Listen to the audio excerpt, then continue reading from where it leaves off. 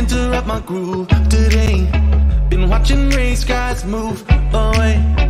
I just don't think that I can lose, and I might just take a cruise and let the sunshine play. Something more, something new, something new.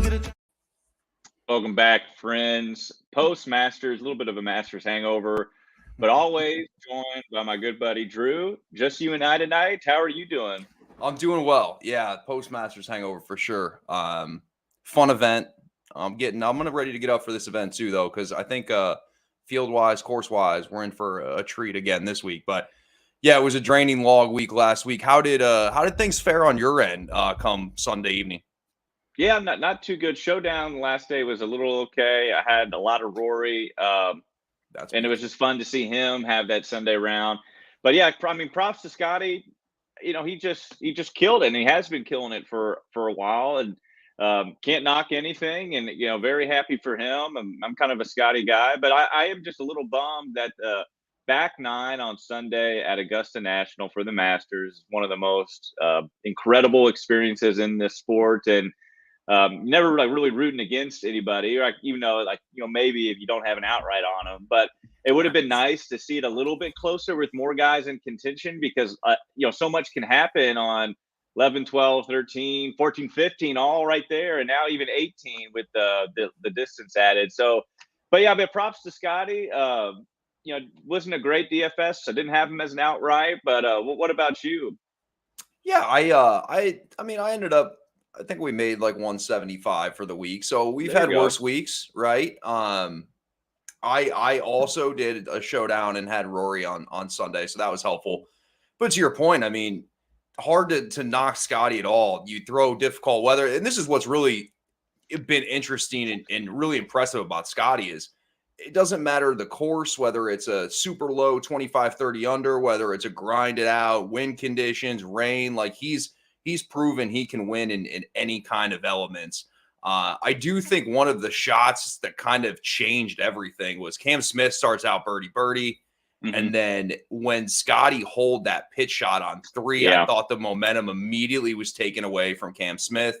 And yeah, to your point, we all kind of, and nobody was rooting against Scotty. I wanted Scotty to win, but it was like I wanted some suspense down the back half of the back nine, right? To your point, the opportunities at 13, 15, 16 with the funnel pin. We didn't necessarily get that. But yeah, I mean, good for Scotty. And this is going on to be a kind of an all-time heater that he's on right now, essentially winning 4 of his last 7 or 8 events. So it's impressive. And he's doing it in kind of every way you can and imaginable that you can think of it, regardless of kind of the test itself. Yeah, no doubt. And well said. And so congrats to anyone that did have a good week last week. And again, always fun with the Masters. It's the best week of the year. And congrats to the people who had a Scotty ticket. But it was interesting. There's so much talk all week about how, chalk holds at Augusta National and at the Masters. But, man, a lot of the winning lineups were have pretty low-owned guys, Scotty being one of them. In a lot of lineups, he was sub 10%. You had some Charles Sportsoul in there. Each contest, each different, but Cam obviously was pretty chalky, but so many winning lineups, he was the only guy, I know there were a few other double digits, but obviously in the 20s, but yeah, so it was a pretty not so chalky kind of week. And that usually kind of works out. It's tough for guys like me and others who had Paul Casey was in about almost 50% of my lineups. And wasn't really worried about the injury. Sure, it's a concern, but it was just, hey, that kind of what happens when you try to take on we call it a leverage play, a guy low owned that has high upside in the past, and they kind of burned you. But that's what you get that's part of the game, right? Yeah, and I mean, and for Paul Casey, I mean, you think if Paul Casey plays, he's a fantastic play in this event. Of course, history's there. He's been around this track a bunch. His current form outside of, the WDs at the WGC, he'd been playing well. And yeah, sometimes it's tough, right? And I know a lot of people were probably on Louis as well from a DFS perspective, not thinking, he's necessarily going to win, but for him to come out on Friday and withdraw, yeah, that's tough, especially when you haven't really got even things gotten going and Paul Casey kind of destroys multiple lineups. But that's, again, it's going to happen every week. We see it every week. It'll happen again this week with somebody, a bigger name, and you're just going to have to deal with it. And there's just, I mean, people complain that, hey, we wish that we could substitute X player out, next play, but it's not going to happen. They're not going to change the way that they go about doing it. So it's one of those things you just kind of have to say, hey, tough loss on that front. But yeah, I don't see it changing at all anytime soon, for sure. Yeah, just kind of the nature of the beast within DFS. And then on the other side, I know he didn't have a great Sunday, but got Hideki was in there with a shot going into the weekend. I believe in the top 5. And he obviously had the issues with the disc, and so there's concerns there. And so you just don't know. But that's the nature of the beast. But you kind of teed it up pretty nicely. This is probably, outside of the majors, Harbor Town, the RBC Heritage, is one of my favorite events. Non-major may be the favorite. I'm a big Harbor Town guy. My family goes there every week, or not every week, I wish, every year. And we get to play Harbor Town in the Sea Pines area. There's a number of good courses. There's Atlantic Dunes, which is a Davis Love design. I know you stayed some time down in the Low Country, right? You used to live down there, so you're familiar. I am, very much so. It's not only is it great golf, great area, great vibe. I love everything about Sea Island. Before we jump into this, though, I wanted to get your Tiger take. Right, I got to get your Tiger take. What, as we wrap this thing up on Monday night, what are the takeaways from that?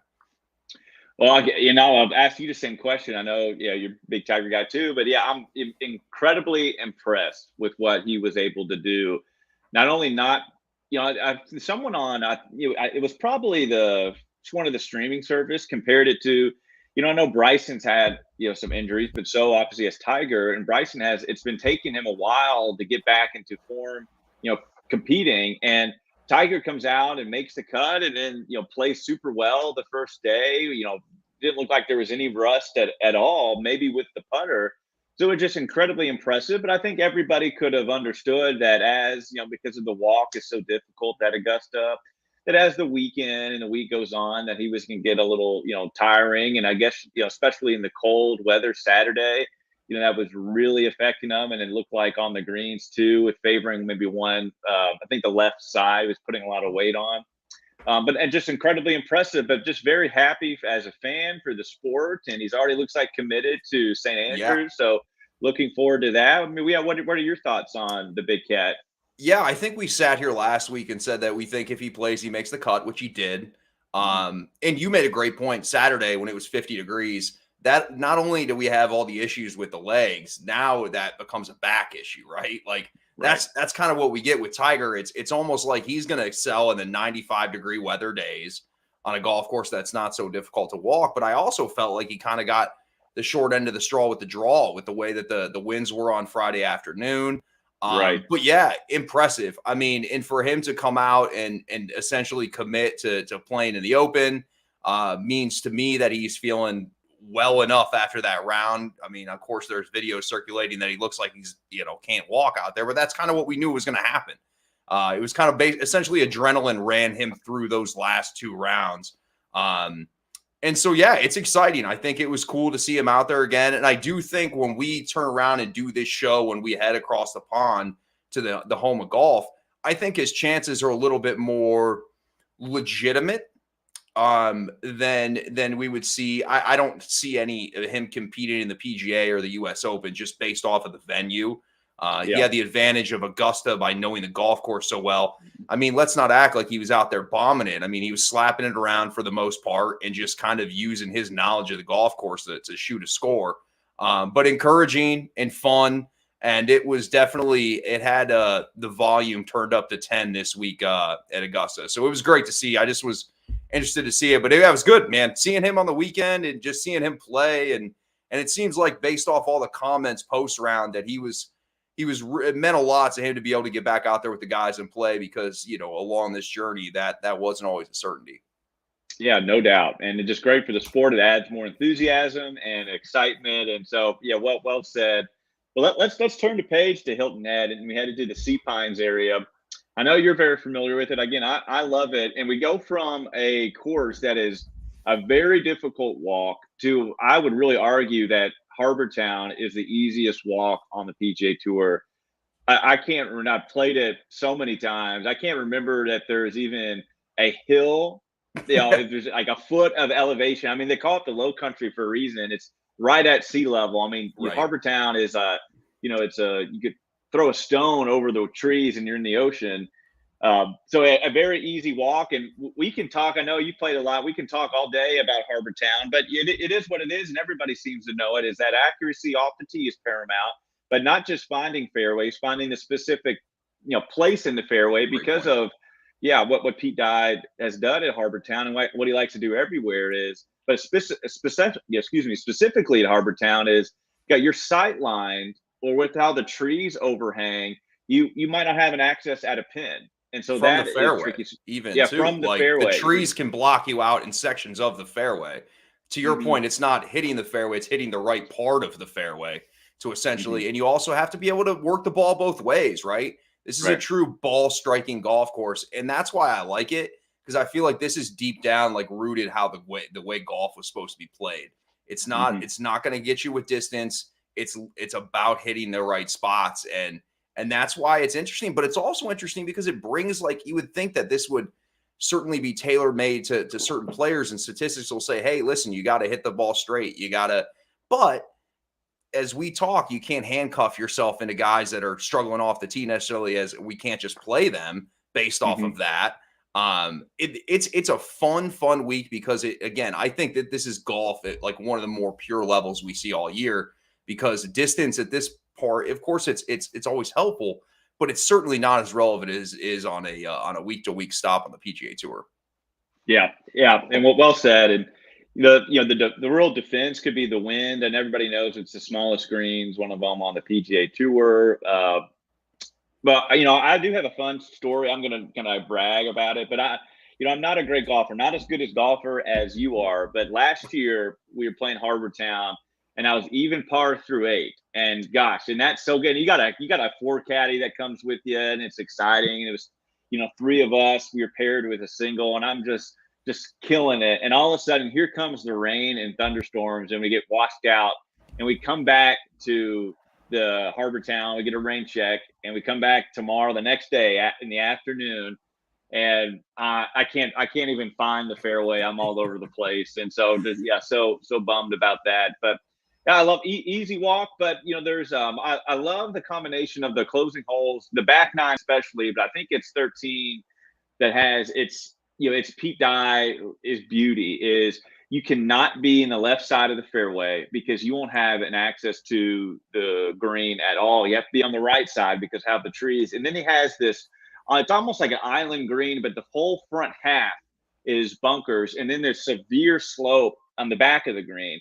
And he has those Pete Dye, kind of picturesque, what we associate Pete Dye. He has that kind of, I don't know what you call it. You might know, but the wood tile, like bunker. The railroad ties. The railroad ties. Yeah. And so I believe that's 13, and it's such a great hole, which goes into, I think 14 is that par 3, and then 15 is par 5. Great par 3. Great par 3. And that's the thing about this golf course is it's 7,100 yards, but all 4 par 3s play nearly 200 yards. And so that leads to lots of wedges, but that certain part of the golf course, that 13, 14, 15, 16, and of course the closing on 18, that's my favorite part of the golf course. And 14 may be one of my favorite holes. You like 13, but again, that's just strategy that you don't see on a week-to-week basis. It's more target golf than it is bomb and gouge, and that's why it's interesting, right? And know how it is the winds can certainly become a factor, but the way that the golf course is tree lined when you're inland, it does help kind of negate some of the wind. But then when you turn out and you start going out into the marsh, things change considerably. And it's like, to your point, it can change on a dime, right? The weather can. And so that's always something to look at, especially with any of these seaside courses. But this one's a fun one. And I know that it definitely hits home to you because you've played it multiple times. It's always nice to be able to play, or to, for them to play a course that you've played before, which was how I was with Kiowa last year. It brings back so many good memories. And And so it's definitely an exciting week, and you're going to sit there and say, "Oh hell, I remember this shot," or right. I was even par through 8 that one time, and so right. yeah, so it'll make it even more enjoyable from that perspective for sure. Yeah, no doubt. And a beautiful clubhouse they just renovated. Another thing, just not really any rough anywhere. I mean, there's a second cut, but yeah, it's the tree line. You're going to hit at. You're going to be able to hit. It's like the pine straw, but there's also that. Um, it's not really a waste area, but it's that kind of thin line bunkering. That's like kind of what the cart path is, kind of.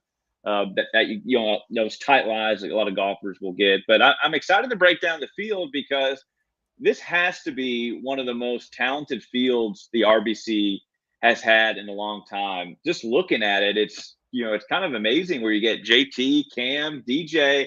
I know he's an RBC guy, so he usually plays, and he's from South Carolina. But Morikawa, man, we got a lot of names, and Spieth's back, so good for that. But any other final thoughts before we start breaking down the board? No, I mean we kind of hit on it. It's there's 7 or 8 par 4s under 450, so we're gonna have a lot of wedges in play this week. But yeah, I mean, you look at the top of the board, and I believe there's 5 or 7 of the top 10 in the world here. I believe 5. But it's impressive, and it speaks to this golf course that they can have a field like this the week after the Masters. And I know the proximity is within 200 miles of Augusta National. But to be able to turn around and have this amount of world-class players in the event just speaks volumes to the course itself and kind of the way that they've run this golf tournament for however many years they have. So it's nice when courses and tournaments like this get the kind of turnout that they do, because let's be honest, they've always been pigeonholed into this week after the Masters. And you would think it lends itself to a significant amount of WDs. And I feel like at this point, it's only been Abraham Answer. And so it seems like these guys are going to put peg in the ground come Thursday morning, and it's going to be enjoyable. I can't wait. Yeah, and when you hear players interview, they talk about how Harbor Town and Hilton Head is their favorite stop, because just when you talk about the vibe and you bring your families, you're in a house, the family's there all week. It's very family oriented. You get bikes, you ride a bike through the course, and it's pretty special. I've had success here at this tournament. Again, I kind of said it last week. History was not on my side with the Masters. I haven't done great DFS wise in the Masters, but at the Valero and Hilton Head, I've had a lot of success. And I think for Hilton Head, it's because we say it every week, but I think it's even more true with just how precise you have to be, that the guys who are hitting the ball the best will play the best this week. And so when we talk often about trending and progression, so finding those guys, it's maybe even more important this week. And that's just a theory, but it seems to kind of be working or have worked kind of in the past. But let's start at the top of the board, maybe from the 9K and above. So Russell Henley, who had a great Sunday, especially on the front 9, all the way up to JT. Who are you looking at, or maybe who are you might be avoiding this week? Yeah, so I'm going to avoid Spieth. Let's get that out of the gate early. And I went back. I said on this show last Monday I wasn't going to play Spieth. Of course, I had way too much value in Spieth, including an outright. The first guy that pops is Joaquin Niemann. Just been playing fantastic, right? And he had a 5th here in 2020. He's just doing everything well. You talked about guys trending ball striking wise coming into this event. He's that guy. Everything across the board. He's actually pushing as far as his strokes game putting. So his putter hasn't been fantastic. But the guy hits a wonderful trajectory golf shot that, as you probably know by playing here, fits this bill perfectly. And I just really like the way he's playing. Again, he was really good at Augusta. I wrote him off at Augusta to an extent because of his trajectory. And he just continues to kind of say, hey, you're dumb for doing that, right? He had no issues holding greens. And so I like him this week. And then the other guy, I would say Colin Morikawa, but I believe he's probably going to be the highest owned of anybody. Just because if you look at his game, you would say that he fits this golf course perfectly with how precise he is. So I will go with Shane Lowry, who's somebody I've been playing a lot recently. Game's trending well. Had a good week at Augusta last week. And I just like him around this place. And I think, at 9,800, you'll probably be able to get somewhat of a discount as far as ownership, especially with like that's the thing. If you find a guy that you like in this 9K range that isn't the biggest of big names, you're going to get a discount because people are going to be tending to go to Cam Smith's going to be high owned for sure. DJ playing well. So those are kind of guys I'm looking at. I'm interested to see where you're at with this one.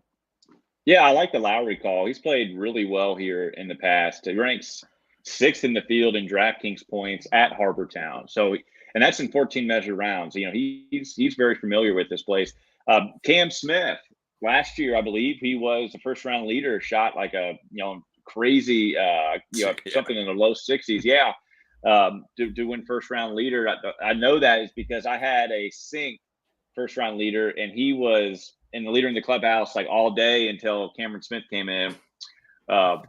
So bitter about that. But yeah, I agree with you on Morikawa that this just seems like an ideal course fit. So that's not, kind of, sexy or anything. Cantlay's interesting. Cantlay's played here a lot, and he has had a lot of success here. 4th tee to green, 8th in DraftKings points, 19th around a green here, which I think is very important, and 8 off the tee. Cantlay kind of showed a lot of life last week at the Masters. Again, I'm not worried or buy much into that a guy might be out of gas from playing Augusta 4 rounds to here, just because of how easy of a walk this is. Connor's another one, but a guy that I see who is getting a lot of steam, and I kind of like it, but I wish he wasn't getting the kind of play. And that's Daniel Berger. Surprisingly ranks 1st in the field and scrambling in the last 24 rounds. That's very necessity here. He's like 6th around a green, 12th on approach. I kind of like Berger. But then the guy I love, I'm going to hammer him as an outright. He might be my highest owned guy, and that's Matthew Fitzpatrick. Matthew Fitzpatrick has said that this is his favorite course on tour, and he's come from, I know he's from England, but his family would vacation in Hilton Head, and he would play this course, in the summer. So he's very familiar. He loves it, has played well here. Give you an example, he has 24 measured rounds at Harbor Town. That's one of the highest in the field, and he ranks 5th in DraftKings points. He ranks 5th in strokes gained putting at Harbor Town. He's 9th off the tee. 10th in strokes gained total. I'm really big on Fitz. He's been playing well this year. Played well Sunday at the Masters. He might be my biggest guy in this 9K range. What do you think? No, I like it. I like it too because again, a guy that doesn't overpower golf courses, right? He's in the bottom 4th of the PGA Tour in driving distance.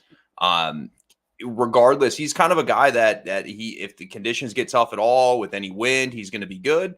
And yeah, to your point, he's been playing really, really well. I just wanted to ask you about Sungjae Im real quick. Sungjae had a nice start at the Masters. Phenomenal iron player. What do you think about Sungjae this week? I'm actually I didn't look at his course history, at how much he's actually been around this place. I'm guessing he hasn't been here a ton. But any thoughts about it? Looks like he had a 13th here last year. Any thoughts about Sungjae? Is he somebody you're looking at? Yeah, it might be just an ownership play. It looks like he's played here twice, made the cut in both starts, but nothing will just blow you away about his performance. But maybe he figured something out last week at the Masters. I don't know. That might be an ownership play for me. But yeah, he's someone definitely to keep your eye on because of what you just said. That he is one of the better ball strikers on tour. And I'll just kind of throw out Russell Henley. Play them like every single day in Showdown at the Masters except for Sunday. And if you would have had him and Rory paired, that would have done some damage for sure. And so, Russell's, kind of, he fits this course. We know what Russell is. He's played here a bunch, hasn't had great success, but, he's done okay. So we'll see what his ownership will be. But this 8K range is really interesting. And so we have our boy Ryan, who's asking about Billy Ho. What do you think maybe about Horschel? Yeah, I'd be extremely comfortable playing Billy Horschel. I do like the outright number 45. It seems he would be more in the 35 range. He's just been playing really, really well. He sits there too, right next to Webb Simpson. I don't need to, bore everybody with Webb Simpson's course history. Look it up. It's ridiculous. Also, Webb played decent last week, which was good to see because Webb has really been struggling with the injury and kind of getting back from things. But I do like Billy Horschel a lot. I do think he'll be popular in this area. His iron game is at sometimes suspect. He can go a little wayward with the T-ball, but I think he'll definitely be a player that I like here. I will be playing Webb Simpson. Ownership will be high, especially since think about this from last year, right? If you would say that you could get Webb in the 8K range at this golf tournament, Mm-hmm. you would think that that's ridiculous, and that's just the way he's been playing and kind of trending recently. So I do like the Webb play. I want to get your feedback on this guy that I like. It's Harold Varner. Had a really Mm-hmm. nice start to the Masters, fired 80 on Saturday, kind of shot his way out of things. But he had a second here last year, top 25 at Augusta. I like Harold Varner. I know Harold Varner is usually one of those guys where when I play him, he kind of it doesn't work out. But then when I'm off of him, he plays well. What are your thoughts on HV3? Yeah, just a little too high of a price maybe for me on HV3 at 8,500. Yeah, and he's played here before.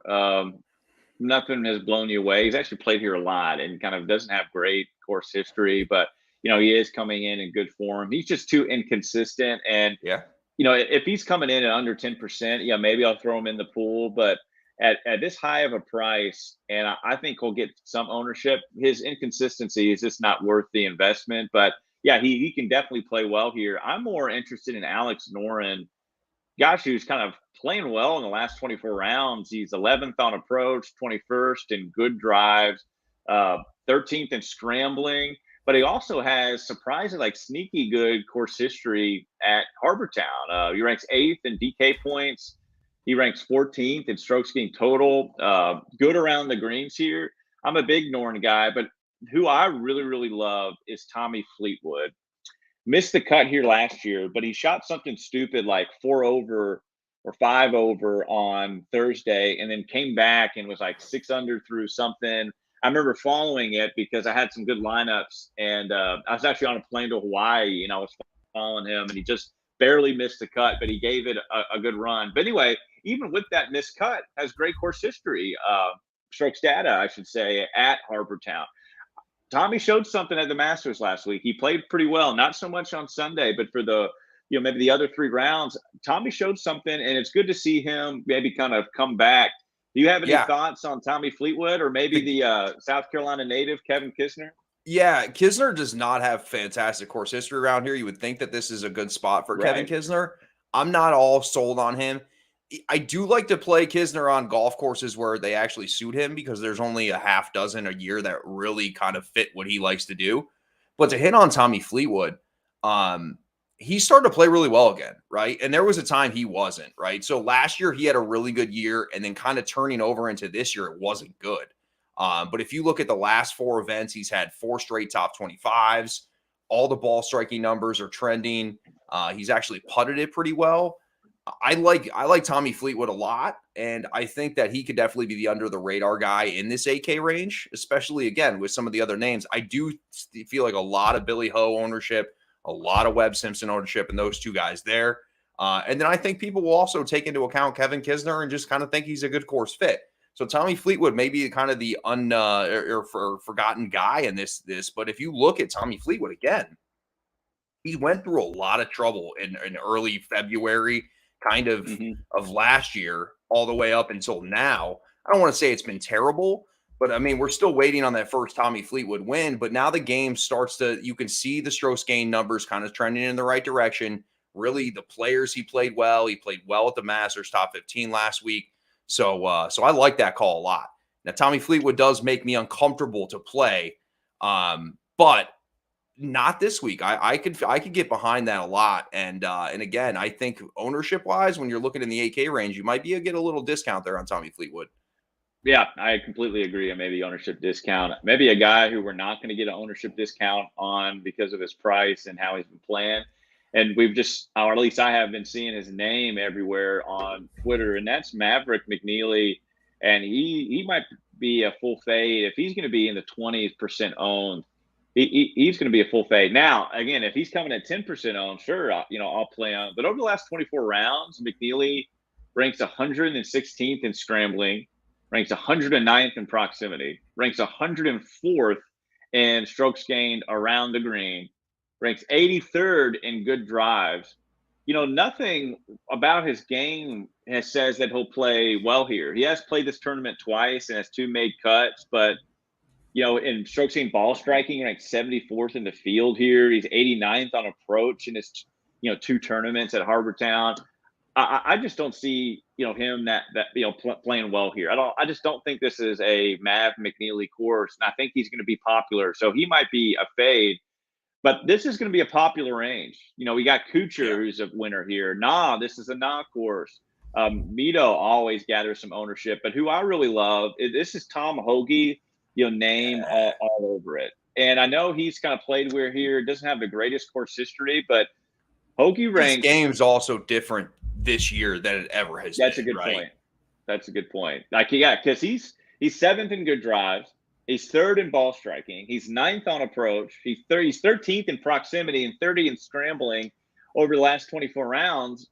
That's hard to find, especially in 7K. And who's almost identical to him is the guy right below him, and Adam Hadwin. And we could go on because the 7K is just loaded. But those are just 2 names that stick out with me. Are there any other guys that you like, or what do you think about those? Yeah, well, I love Hoge. I was actually on Hoge last week at the Masters. He had a fair showing. He really did. And I think a lot of people jumped off of him based off whatever the hell happened down at Austin at the match play. It was atrocious.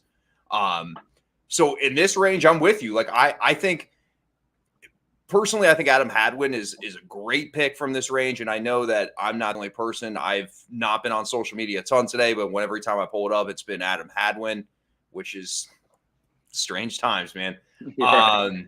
But yeah, so just looking at the 7K range, I do like Kevin Streelman, which Ryan just brought up. Kevin Streelman, he's an old veteran and a guy that knows this golf course and get it around here.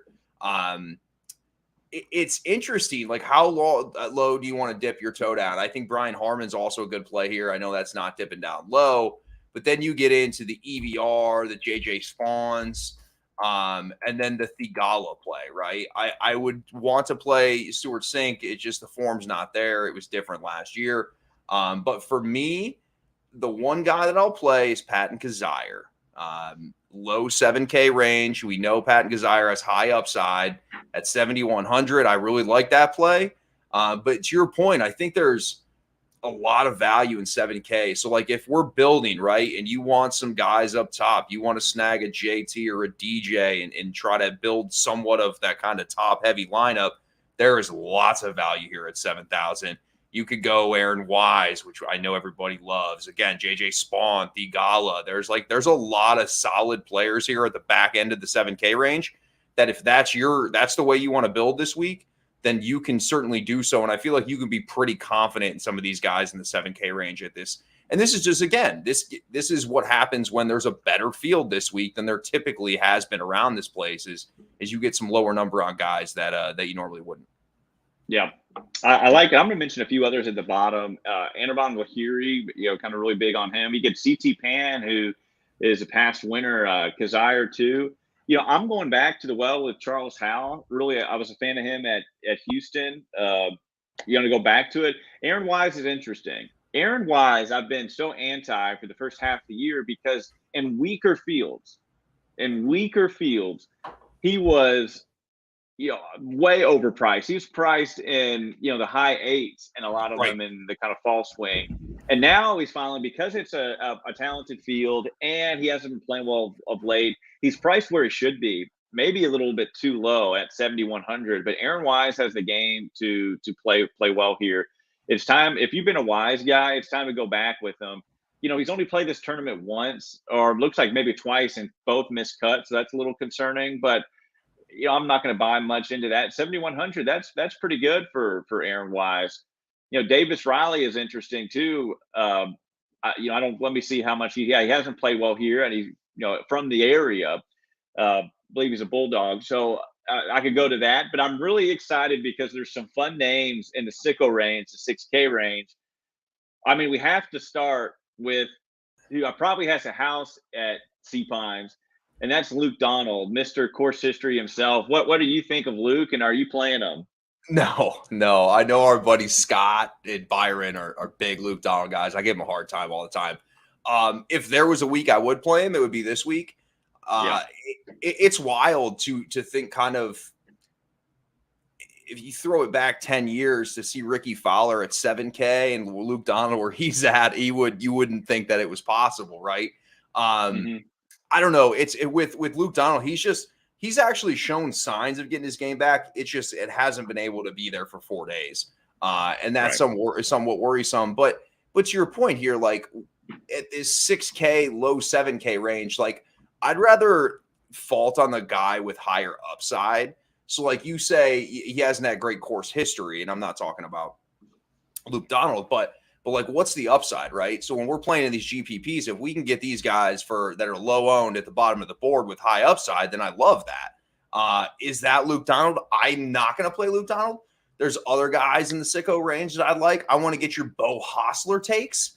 I know that the strokes gain numbers are going to tell you a different story when you look at them, but Bo Hostler's played really, really well, and being at 6,800 is interesting. There's a lot of names that we could go back and forth with here. Yeah, there are. And I'll just say real quick about Luke, I am going to play him. You know, he's actually played the 58th at the Valero and 16th at the Valspar. A lot of that was due to his approach play, which he's now gained strokes on approach in 5 straight events. What is really worrisome about Luke Donald is his, accuracy off the tee. And we're not used to saying that. Like, he hasn't gained strokes off the tee. And, I'm going to scroll down. Since the RSM in November of 20, he has not gained strokes off the tee. And yeah, he's never been one of longer. Obviously he does not hit it very far. But in the last 24 rounds, he ranks 91st in fairways gained. That is a little worrisome. I'm still going to play Luke Donald. I'm not playing Hostler, but run through a few, then I'll let you kind of share. And Brandt Snedeker, we saw him play well, but before the Masters in Houston, RBC guy has played well here. Kind of big on Snedeker. If you come even further, this is a Doug Gim course. I'm going back to him. Yeah, Nate Lashley, very interesting. Chad Ramey, he's going to be in the player pool. Our boy that we love, Matthew Neesmith. This is a Matthew Neesmith 100%. Course. 100%. We know what happens with the putter. It looks like he's been putting a little better. Nick Taylor, another kind of, this is a course for Nick Taylor, and may even go back to Jim Furyk, bringing a kind of an old guy in. Those are the real guys. I'll have to say Zach Johnson. I'm really surprised about his game, and this is again a Zach Johnson type of course. Obviously missed cuts at the Masters. That's not a course for him. But at the Valero, gained 4.6 on approach and 3.3 tee to green. That will finish it up for me in the sicko range. I may throw in Henrik Norlander, is just way too cheap at 6,100, and may go back to some Ben Martin, Clemson guy from South Carolina. But that's a lot. But I'm going to sprinkle a lot in the 6K range because it's just a fun range this week. What are you thinking? Well, I would think it's hilarious. We go to the sicko range and you immediately go down to $6,300 Luke Donald. I'm over here. I can't find it. Not only did you go to the 6K, you went to the bottom of the board. I'm the dumpster, yeah. So yeah, I don't have many disagreements from where you're going with this. I do like Doc Redman. I like Adam Svensson in this spot. It sounds like, from what I've seen, he may be popular. But I'm okay with going with Jim Furyk, right? Like, if there's a week that a guy like Jim Furyk can compete, we know his course history here. It's this week. Just keep going down. I'm just looking at the board here. Luke Donald is intriguing with his numbers now that I'm looking at it here because I had to scroll down further. So I also like Carlos Ortiz a little bit this week. I know he's been kind of maybe a little injured. I do like Carlos Ortiz, and then just to kind of round it out, guy that I'm looking at too would be Nick Taylor, and I like the Nick Taylor. I thought about going with Hudson Swafford. We know he's kind of big in that area, but again, I'm just super concerned with his tee to green game around here and being able to hit in the right spots. So I do like Adam Svensson, and I do like Doc Redman be with kind of my two guys down here a little bit. Any Henrik Stenson love? Are we off that wagon? Yeah, I might get the Henrik. Yeah, we'll see. It's not as tasty, and the word might be getting out on him after he kind of played well. But our good friend Evan is asking about Watney kind of friend of the program, Watney. You know, you would feel like this is the type of course where Watney could play well at, but gosh, he has played terrible at Harbortown. And it's maybe a different Nick Watney this year, but he ranks 113th in strokes gained total at Harbortown, and almost all of his metrics, strokes gained data on certain metrics at this event is ranked in the hundreds. So not ideal for Nick Watney, and he's not coming in the best of form. But I wouldn't be surprised. You know, I wouldn't be surprised if he did play well. He just got to tighten the screws off the tee. The approach game is there, just got to tighten the screws. But you know, Evan, if you're selling me on Nick Watney, I'm buying if you got a good sell. Yeah, I mean, and that's the thing. We love Nick Watney, and like there was a time there 2 months ago where the game looked like it was kind of heading back in the right direction, and then there's been some things strokes gained data wise that kind of back you off of it a little bit. Yeah, hey, listen, I'd love to play some Nick Watney. Give us the sell us on Nick Watney, and I'm there. Yeah, and then Ryan, a good question, Ryan. I'm gonna hammer if I'm one and done, and that's Matthew Fitzpatrick for the reason I said he loves the course. It's his favorite course on tour. He has said that. He would come here in the summers, the vacation. It's a Matthew Fitzpatrick course, but then you get the strokes gained data to back it up. He'd be my one and done play. What about you, Drew? Yeah, it'd probably be Billy Horschel for me. I think you're catching him is playing as well as he's going to play. Or if you want to take the safer route, it would be Webb Simpson. I think that if there was a time to play Webb Simpson, and maybe this week, just because of he hasn't played overly well the entire year. I know injuries been a lot of it, but you know how it is. Some guys show up some weeks to places they've played well, and it's just like a light bulb goes off. So I am okay with Webb Simpson or Billy Horschel. And I think this is a week where you can kind of save some of the guys at the top of the board for kind of a week where driving distance is a little bit more needed to get around the track, right? I think you can go down a little bit down the board with Webb or Billy Horschel. So those would be my two one and done picks. Yeah, well said. Well, we appreciate y'all listening. Again, a little bit of a hangover from the Masters, but we're moving on, and we got a great week, and it's Easter weekend. It's always seems to fall at RBC Heritage Sundays with Easter, so hopefully spending some time if you're celebrating, if that's your thing, watching it with some family or people you care about. But Drew, anything else before we close? No, that'll do it, man. Happy Easter to your point, and good luck to everybody this week. Yeah, very much good luck, and we'll see you next